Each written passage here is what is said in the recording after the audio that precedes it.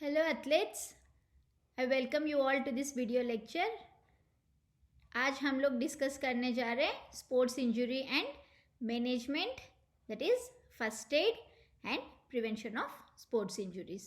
To introduce about myself, I am Dr. Jahnavi Dande, sports physician working as scientific officer in the Department of Sports Medicine at NSNIS Patiala. आज के lecture में आप लोग सीखेंगे what are sports injuries, what are open wounds, what are closed wounds, soft tissue injuries क्या होता है, fractures क्या होता है, फर्स्ट एड. इन सब चीज़ों में, इन सब इंजुरीज में फर्स्ट एड क्या दिया जाएगा, and sports safety to prevent sports injuries. What is an injury? Injury is any damage to the body. शरीर में जो भी डैमेज होता है, जो भी हार्म होता है, उसको बोलते हैं इंजुरी. यूजुअली इंजुरीज क्यों होता है? एक्सीडेंट्स में होता है, road traffic accidents, motor bike accidents, उनमें देन फॉल्स, ऊपर से जो गिरते हैं दूसरी मंजिल से तीसरी मंजिल से, उनमें भी इंजुरीज होता है. या हिट्स, कोई मार पिटाई होगा तभी भी इंजुरीज होता है. Injuries can be caused by weapons also like knife, gun, pistol, rifle, etc. And sports में भी injuries होता है. Sports injuries क्या है? Sports injuries मतलब these are the injuries which occur while playing sports or due to playing sports. Sports खेलने के time पे या खेलने की वजह से जो चोट लगता है उनको हम स्पोर्ट्स इंजुरीज के अंडर क्लासिफाई करते हैं. स्पोर्ट्स इंजुरीज स्किन को भी हो सकता है या मस्कुलोस्केलेटल सिस्टम को भी हो सकता है. सो स्किन में जो इंजुरीज होता है उनको वुंड्स बोलते हैं. They can be further divided into open wounds and closed wounds. और musculoskeletal system, as you all know, we have discussed in the previous class, movement occurs during physical activity. You have to do lots of movements. So movements occur because of musculoskeletal system, and movements occur at various joints. So musculoskeletal system में injuries sports खेलने की वजह से होता है, and they are classified again into two types. Soft tissue injuries, जिनमें muscles को भी चोट लग सकता है, tendons, ligaments, all the structures other than bones, उनका इंजुरीज को सॉफ्ट टिश्यू इंजुरीज बोलते हैं. और बोनी इंजुरीज, बोन को जो इंजुरीज है उनको फ्रैक्चर्स भी बोला जाता है. So musculoskeletal injuries are divided into two types, soft tissue injuries and bony injuries और फ्रैक्चर्स. स्किन वुंड्स दो तरीके का होता है. एक है ओपन वुंड्स. ओपन वुंड्स मतलब यहाँ पे skin will be cut open और क्रैक्ड ओपन, एंड अंदर जो भी चीज़ें हैं वो बाहर दिखेगा. The underlying tissue will be exposed to the outer environment. Closed wound में क्या होता है? Skin will be intact. Skin के ऊपर कोई कट नहीं रहता है, स्किन पूरा जैसे कि तैसे रहता है, बट स्किन के अंदर चोट लगता है. जैसे आप लोग सुना होगा कंट्यूजन, दैट इज नील पड़ जाता है, जैसे ब्लंट ऑब्जेक्ट से जो ट्रॉमा होता है. लाइक एग्जाम्पल हॉकी बॉल या क्रिकेट बॉल अगर लगता है तो पूरा नील पड़ जाता है, सूज जाता है, बट ऊपर का स्किन तो ऐसे ही रहता है. So this is an example of closed wound. whereas open wounds are caused by, जैसे आप लोग रनिंग करते करते गिर जाते हो, रगड़ लगता है, एब्रेशन, ग्रेज, और बॉक्सिंग के टाइम पंच लगा, मुक्का पड़ा, you will get a big cut over the forehead. So all these are examples of open wounds. Clear? Open wounds में फर्स्ट एड देने के लिए क्या करना है? इससे पहले फर्स्ट एड होता क्या है? First aid is immediate care given to a person who has got any injury. मतलब कोई भी चोट लगने के बाद डॉक्टर के पास या हॉस्पिटल लेके जाने से पहले जो ट्रीटमेंट देते हैं उसको फर्स्ट एड बोलते हैं. फर्स्ट एड क्यों देना है? फर्स्ट एड देने की वजह से क्या होता है, इंजुरी और बढ़ने से रोक सकते हो तुम लोग। तो इसीलिए इंजुरी को और बढ़ाने से रोकने के लिए फर्स्ट एड दिया जाएगा। चलो अभी हम सीखेंगे ओपन वुंड्स में क्या फर्स्ट एड करना है। ओपन वुंड्स में 3 चीज़ें करना है। Only 3 simple steps I will tell that you have to remember whenever you or your friend or your teammate gets any open wound। क्या करना है? First point is stop the bleeding, क्योंकि skin निकल गया मतलब खून बाहर आना शुरू होगा, देयर विल बी ब्लीडिंग। सो पहले क्या करना है, सबसे पहले क्या करना है, ग्लव पहनना है। खाली हाथ से कभी भी इंजर्ड बंदे को या ब्लड को टच नहीं करना है। तो इसीलिए first thing what you should do is you should wash hands and you should wear gloves. Gloves पहन के क्या करना है, ब्लीडिंग को रोकना है। ब्लीडिंग को कैसे रोका जाएगा, दैट इज अभी ये 2 फिगर्स में आप लोग देख सकते हो। एक प्रेशर गॉज लेके या फिर क्लॉथ, कुछ भी स्टेराइल क्लॉथ या गॉज पीस या कॉटन कुछ भी लेके जहाँ पे चोट है वहाँ पे जोर से दबाना है। दबाने से क्या होता है, ब्लीडिंग, अगर चोट छोटा है तो ब्लीडिंग अपने आप ही रुकता है, लेकिन अगर थोड़ा बड़ा चोट है तो ऐसे दबाना होगा। That is called applying pressure. So pressure apply करने के बाद कभी कभी जैसे फर्स्ट फिगर में जो ब्लू ग्लव्स पहना है, what he is doing, he is elevating the limb, मतलब जो हाथ या पैर जहाँ पे चोट लगा उसको थोड़ा ऊपर की तरफ उठाना है। ऊपर की तरफ उठाने से खून और जल्दी रुकता है। So stop the bleeding by applying pressure over the injured part and you have to elevate the limb. इधर अपर लिम्ब मतलब हाथ है तो हाथ, पैर है तो पैर, उठा सकते हो तो उसको थोड़ा ऊपर की तरफ उठाने से खून हार्ट की तरफ जाएगा और ब्लीडिंग कम होगा, स्टॉप होगा। This is the first step. Then let us learn about the second step. Second thing what you should do is you should clean the wound. एक बार ब्लीडिंग रुक गया है उसके बाद साफ करना है। साफ कैसे कर सकते हो, antiseptic solution like Dettol, Savlon, Betadine, ये सब चीज़ें यूज़ करके वुंड को साफ कर सकते हो। अगर वो सब नहीं है, हमारे पास फर्स्ट एड किट नहीं है, तो टैप वाटर के अंदर भी साफ कर सकते हो।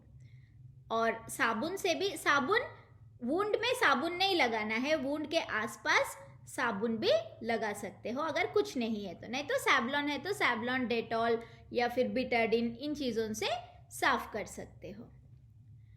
देन कोई भी मिट्टी वगैरह, जैसे अगर मड ग्राउंड में गिरे हो तो मिट्टी वगैरह लग सकता है। साफ क्यों करना है, साफ करने से जर्म्स जो होता है, जो ग्राउंड में होता है, वो जर्म्स अपने बॉडी के अंदर या बंदे के बॉडी के अंदर नहीं जाएगा और इन्फेक्शन नहीं होगा। इसीलिए सफाई करना ज़रूरी होता है। क्लियर?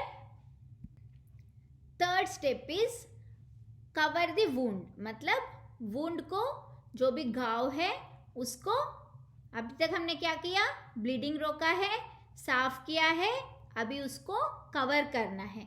कवर करने से क्या फ़ायदा होता है, दोबारा वो और बढ़ने से रुकता है, और अगर हिलने की वजह से ब्लीडिंग दोबारा आने से रोक सकते हैं।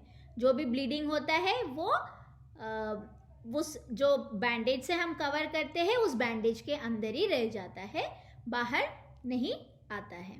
सो कवर कैसे करना होता है, दैट इज मार्केट में प्रेशर ये गॉज बैंडेजेस मिलता है, गॉज पीसेस या गॉज स्वैब्स या स्टेराइल ड्रेसिंग पैड्स। सो ड्रेसिंग पैड ऊपर रख के उसके बाद एक रोलर गॉज से उसको या रोलर बैंडेज से उसको कवर करना होगा, जैसे आप लोग ये पिक्चर में देख सकते हो। First a sterile gauze or a dressing gauze has been kept on the wound. Wound के जहाँ पे चोट है उसके 1 सेंटीमीटर चारों तरफ कवर करना है, मतलब इतना बड़ा. वुंड से भी बड़ा बैंडेज लेना है.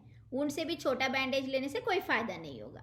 वुंड से भी 1 सेंटीमीटर चारों एडजेस वो कवर करना है, मतलब बड़ा बैंडेज लेके उसको फिर रोलर बैंडेज से लपेटना है. इससे क्या होता है, प्रेशर की वजह से ब्लीडिंग नहीं होता है और वुंड हमने ऑलरेडी क्लीन किया है वो और साफ सुथरा रहता है. So these are the 3 main steps which you should follow in case of an open wound. देन आप लोग डॉक्टर के पास या मेडिकल पर्सन के पास भेज सकते हो. क्लोज्ड वुंड्स को क्या ट्रीटमेंट करोगे, और सॉफ्ट टिश्यू इंजुरीज उनको कैसे फर्स्ट एड करोगे. That is remembered by the mnemonic price. Price में P stands for protection, R stands for rest, I stands for icing, C stands for compression and E stands for elevation of the injured limb. Protection कैसे करना है. Protection is to prevent from further injury. Injury और बढ़ने से रोकने के लिए protection किया जाता है. स्प्लिंटिंग करके प्रोटेक्ट कर सकते हो, या पैडिंग, वो जो इंजूर्ड पार्ट के आसपास अच्छी तरह से पैडिंग करने से भी प्रोटेक्शन मिलता है. और ऑर्थोटिक्स. ऑर्थोटिक्स मतलब कुछ ऐसे शूज़ या ऐसे ब्रेसेस मिलता है जिससे वो उसका मूवमेंट, जो पार्ट इंजूर्ड हुआ है, जैसे एंकिल अगर इंजूर होता है तो एंकिल का मूवमेंट तुम्हें रोकना है. प्रोटेक्शन के थ्रू मूवमेंट रोकना है. क्लियर. रेस्ट मतलब रिलेटिव रेस्ट. रिलेटिव रेस्ट मतलब जो भी इंजूर्ड पार्ट है उसको हमें रेस्ट देना है. वो रेस्ट कैसे देना है, only the part that is injured has to be given rest. For example, आप लोगों का अगर एंकिल इंजूर हुआ है तो एंकिल का मूवमेंट रोकना है, लेकिन वो अपर बॉडी का मूवमेंट कर सकता है. या जो भी मूवमेंट करने की वजह से एंकिल का पेन बढ़ेगा, मतलब the injured part, pain of the injured part, if it increases with any movement, that movement has to be stopped. ऐसा नहीं है कि कंप्लीट बेड रेस्ट देना है. ये आप लोगों को याद रखना है.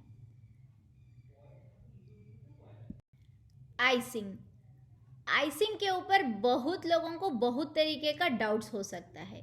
सो ध्यान से सुनो. कोई भी स्पोर्ट्स इंजरी के बाद, खास करके क्लोज्ड इंजरी के बाद आइसिंग करना ज़रूरी है. आइस क्या करता है, जो सूजन है, जो दर्द है, ये सब आइस घटाता है. तो आइस कैसे करना है. आइस हम कभी भी डायरेक्टली सीधा नहीं लगाना है. कोई पॉलीथीन में या आइस बैग में या किसी टम्बलर में, किसी भी चीज़ में डाल के फिर स्किन पे, जहाँ पे इंजूर्ड है वहाँ पे लगाना है. और आइस क्रश करके लगाओगे तो और अच्छा सा काम करेगा.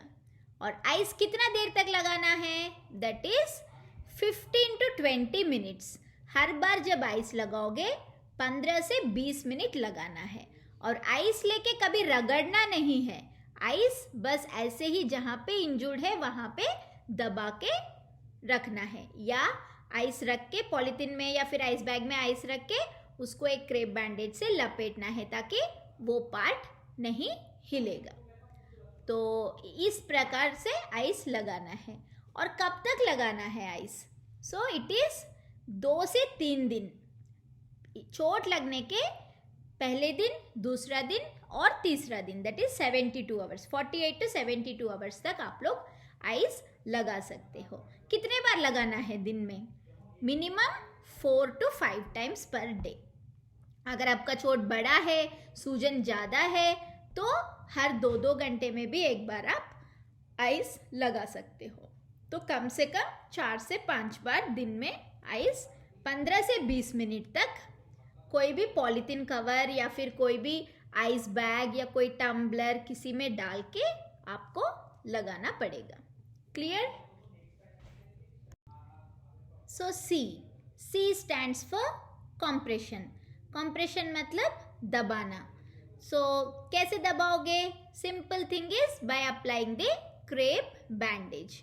क्रेप बैंडेज बांध के जहाँ पे चोट लगा है वहाँ पे अच्छी तरह से क्रेप बैंडेज बांधना है। क्रेप बैंडेज कैसे बांधना है? हमेशा नीचे से ऊपर की तरफ क्रेप बैंडेज बांधना है, ना कि ऊपर से नीचे की तरफ। अच्छी तरह से जो इंजूर्ड पार्ट है उसका ऊपर थोड़ा नीचे थोड़ा कवर होना है। ऐसे क्रेप बैंडेज बांध के, ज़्यादा टाइटली भी नहीं बांधना है, ज़्यादा ढीला भी नहीं बांधना है। मैंने देखा बहुत प्लेयर्स ऐसे करते हैं कि बहुत टाइट से बांधते हैं। सो बहुत टाइट से बांधने से क्या होता है, वहाँ पे ब्लड सर्कुलेशन कम्प्लीटली बंद हो जाता है और चोट जल्दी ठीक नहीं होगा। तो it should be firm. Firm मतलब ज़्यादा टाइट भी नहीं, ज़्यादा लूज भी नहीं। तो ऐसे क्रेप बैंडेज बांधना है ताकि कॉम्प्रेशन मिले। आजकल नया मशीन आया है, this is cryo compression unit. ये हमारा पटियाला में है या कोई अच्छे सेंटर्स में होगा। यहाँ पे क्या होता है, आइसिंग का जो इफेक्ट और कंप्रेशन का इफेक्ट दोनों एक साथ ही मिलता है एथलीट को। लेकिन अगर कुछ नहीं है तो गरम पट्टी या क्रेप बैंडेज बांध के आप लोग कंप्रेशन कर सकते हो। And E stands for elevation. Elevation मतलब पैर को या हाथ को, जहाँ पे जो भी पार्ट इंजर्ड है उसको ऊपर उठाना है। पैर को जैसे कैसे उठाते हो, नीचे एक पिलो या कोई बैग, स्मॉल किट बैग या कुछ रख के ऊपर उठाना है। ऊपर उठाने से क्या होता है, वहाँ पे ब्लीडिंग वगैरह या स्वेलिंग वगैरह जो है वो कम हो जाता है, वहाँ पे खून इकट्ठा नहीं होगा। और अपर लिम्ब में, अगर शोल्डर में या एल्बो में, रिस्ट में कोई इंजरी है तो उसको ऊपर करके, जैसे ये लास्ट फिगर में आर्म स्लिंग बोलते हैं इसको, आर्म स्लिंग में उसको इमोबिलाइज किया करना है ताकि वो हाथ ऊपर रहे। हार्ट लेवल से भी ऊपर रहने से क्या होता है, ब्लड सर्कुलेशन हार्ट की तरफ जाता है और इंजर्ड एरिया में ज़्यादा ब्लीडिंग नहीं होता है। तो अभी क्या क्या करना है क्लोज्ड वुंड में, that is price, PRICE, protection, rest, icing, compression and elevation. These are the 5 steps which you should follow in the acute phase, that is just after an injury, within 72 hours or before taking him to the doctor or physiotherapist. Clear? Fracture. Fracture के लिए first aid क्या देना है?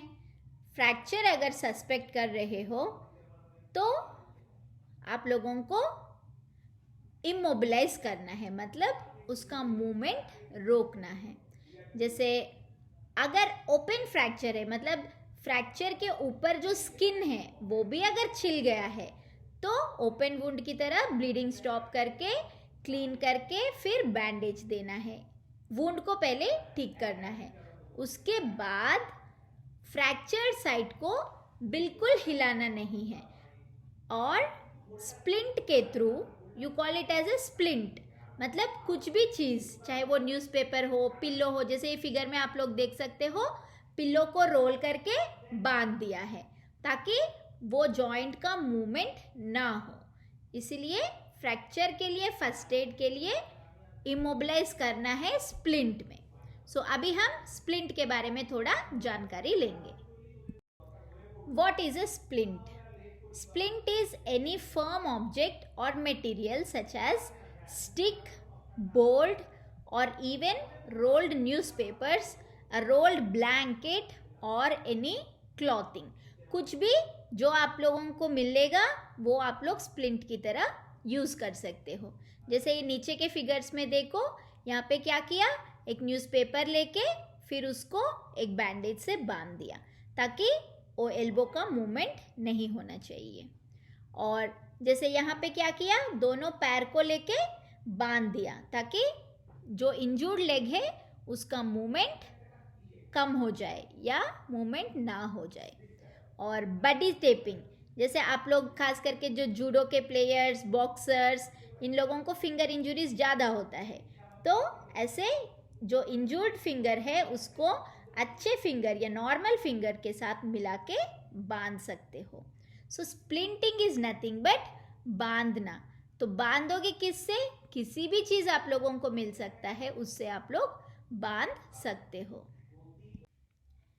In this figure, you can see some examples of splinting.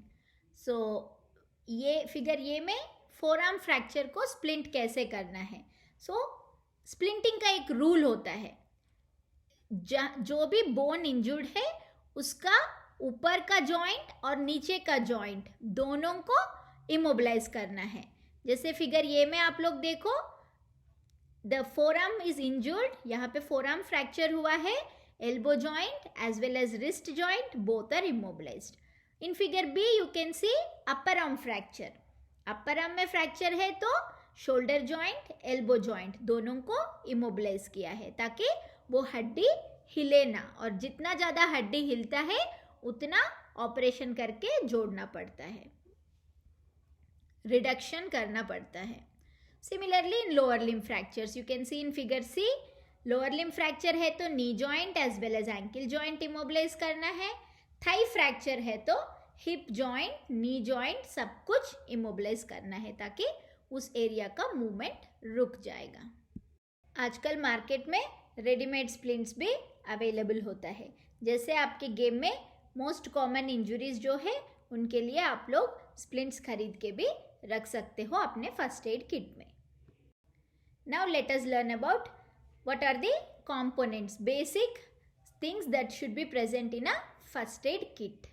तो पहले हमने first aid के time क्या सीखा है, ग्लव्स की ज़रूरी है. So you should wear gloves to treat open wound. So gloves, roller bandage to cover the wound, gauze piece to apply pressure और स्टेराइल ड्रेसिंग पैड्स. आजकल मार्केट में स्टेराइल ड्रेसिंग पैड्स भी मिलते हैं, that also you can keep in the first aid kit. Then scissors, dressing packs, antiseptic solution इधर Betadine, Savlon, Dettol, इन चीज़ों में या आयोडीन कुछ भी रख सकते हो. और ice packs, crepe bandage, because musculoskeletal और सॉफ्ट टिश्यू इंजुरीज को प्राइस हम करते हैं, इसीलिए क्रेप बैंडेज और आइस पैक्स की भी ज़रूरत है. एंड ट्रायंगुलर बैंडेज और splints, all these are the basic components that have to be present in a first aid kit of a sports person. Now let us learn about precautions to be taken to prevent injuries or safety in sports. कैसे हम safely खेल सकते हैं without any injuries? What are the precautions you need to follow? First is, most important thing is do warm up before training. Training से पहले warm up करने से injuries कम होते हैं. And second thing is wear the right safety gear and equipment. आपके जो equipment है जो आपके स्पोर्ट में यूज़ करते हैं, and there are certain equipment called the protective equipment like helmets, chest guard, shin guard. ये सब जिस गेम में जो भी प्रोटेक्टिव इक्विपमेंट यूज़ कर सकते हो वो सब पहन के ही ट्रेनिंग करना है ताकि they will protect you and prevent you from injuries. Third one is enforce safety rules. Rule के हिसाब से जब खेलोगे आप लोग, चीटिंग वीटिंग नहीं करोगे, रूल जो बोलता है उसके हिसाब से आप खेलोगे, फॉलो करोगे सारे स्पोर्ट्स के या आपके गेम के जो रूल्स है, then you will not get injuries that commonly. Fourth point is stay hydrated. हमेशा ट्रेनिंग से आधा घंटा पहले कम से कम कुछ खाना है और कुछ पीना है. 15 मिनट्स पहले भी पानी पी के फिर ट्रेनिंग या वार्म अप आप लोगों को शुरू करना है. So if you drink water, if you eat proper food before training, then you can prevent injuries to some extent. क्योंकि जितना बंदा थकता है, जितना बॉडी में पानी की या खाने की कमी होता है, उतना वो बंदे को इंजुरीज होने का चांस ज़्यादा रहता है. Take breaks while training and during games to prevent overuse injuries. Recovery अच्छा लेना है बिटवीन द मैचेस ऑल्सो और between the training. In between the training continuously training करने से भी बीच बीच में शॉर्ट शॉर्ट ब्रेक्स लेके ट्रेन करोगे, फेटिग नहीं आना है ट्रेनिंग के टाइम।